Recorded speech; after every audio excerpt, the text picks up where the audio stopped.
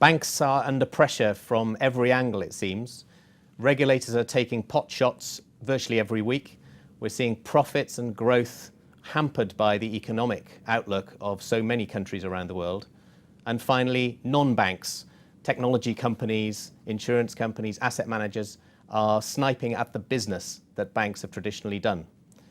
All of these topics and more will be debated at a big FT Banking Summit on the 26th of November. Ahead of that, I'm joined today by Brian Caplen of the Banker magazine and Sam Fleming, the financial policy correspondent of the FT, to discuss the topics. Sam, I mentioned there in the introduction that regulators are constantly taking pot shots at the banks. How much of a challenge is that to banks and the way that they operate? Banks have gone through an extraordinary period of structural transformation following the crisis. The requirements for major reforms to the banking model, ensuring they hold much more capital, for instance, that they hold more liquidity, more stable liquidity buffers. A big new global regime has come through the Basel Committee and also through the Financial Stability Board led by Mark Carney, currently the chair of the Bank of England. That has been, in a sense, the first phase of the reform of the banking sector, financial sector. The second phase right now, I think, is beginning much more to focus on the conduct side and the misdemeanors of the banking sector and the huge problems that we still seem to be seeing, as we see, for example, recently with the big Forex settlements, foreign exchange settlements that we saw in London, Switzerland and New York. What do you see as the priorities for the next year or two in terms of global policymakers? I think they were set out recently by Mark Carney, again, the FSB chair. He suggests that many of the structural reforms that happened after the crisis have, to an extent, been settled. Bank capital, for instance, we know the direction of travel now.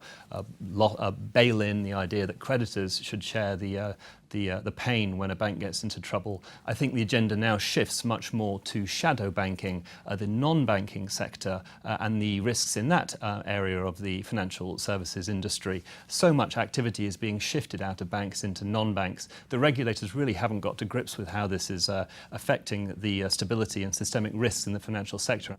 Now, Brian, if that background weren't bad enough, banks are having to cope with pretty difficult economic circumstances, particularly in Europe. Can they ever make decent profits again? That's right. I mean, just one thing on that, just to end. I mean, I don't think anybody quite understands the impact of the total regulation altogether. Whether it works in a crisis is still an unknown quantity. At the same time, clearly in major parts of the world, we're seeing a slowdown in economic growth, and we see very competitive banking sectors. So if you think about the UK, it's not that there are no players out there. I mean, everybody is competing very hard for what business is available. And then the second challenge, of course, which has already been mentioned, is the inroads being made by non-banks. So what can Apple, Google, PayPal, and these kinds of people, they're threatening to take away some of the bankers' lunch and kind of leave them. So they're threatening to take away the exciting bits, the consumer-facing bit, and leave the banks to basically be just kind of payment systems, which acting like a utility, which is not the most profitable part. Sam, the regulation of those non-banks, as you say, is a key thing. That's possibly the only hope that banks have, is that the playing field is going to be levelled.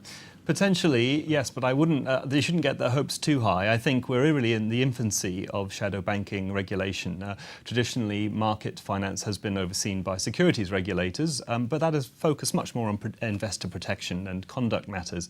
The idea of the systemic risks that can brew in the non-bank sector is clearly a high agenda item, but there's no particular sense, in my view, that the FSB and the other big global regulatory bodies have a very coherent, fully formed agenda and concept of what they can do.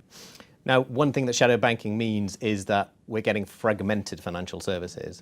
We're also getting, at the same time, a kind of deglobalization of the banking system as big banks pull back from areas that might not be profitable for them anymore or might be deemed risky geographically. What does that mean for a world economy that is still globalizing? Trade lines are being cut to lots of emerging markets because they're just too risky from an anti-money laundering point of view or a sanctions point of view. And I mean, prior to the crisis, we were starting to get something of a global banking system with one set of rules. What we've seen since then is basically balkanization. So we're starting to see different rules in different places, regulators almost competing with each other to kind of outdo them as to who can be the toughest. And we're seeing banks that are kind of leaving certain parts of the world and certain kinds of business alone because it's just not worthwhile. Infrastructure financing is one where we really want the banks to be doing that. You know, it's kind of good for the economy and good for investment, and it's just not profitable now from a banking point of view.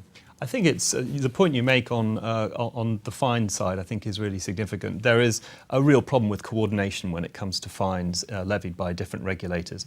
In many ways, the settlement we saw in the foreign exchange market involving 3 regulators and 6 banks was an exception. It was a sign of coordination working. But the predominant impression I get is of regulators, as you say, vying with each other to be the toughest on the block. And I think that is a major problem right now. There was some sign that they might talk about that at the G20 meeting in Brisbane. It doesn't seem to have made an impression on the agenda. And as long as there is this race to the top in terms of regulatory toughness, it will inhibit banks' behaviour. Well, we could talk all day about that, and indeed we'll be able to at the FT Banking Summit here in London on the 26th of November.